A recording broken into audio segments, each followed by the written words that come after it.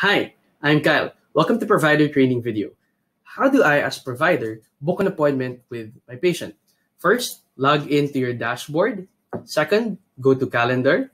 From there, you'll be able to see your schedule and book accordingly. So for example, it's 10:30 a.m. to 11 a.m. That's the times that I want to meet with patient.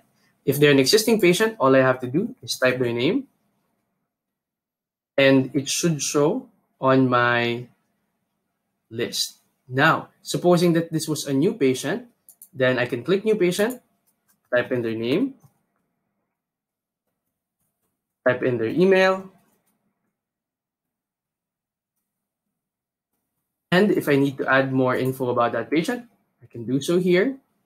Click create, click continue.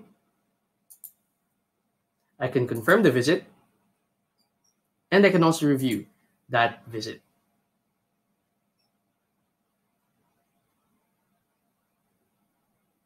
And voila, you have successfully booked your appointment.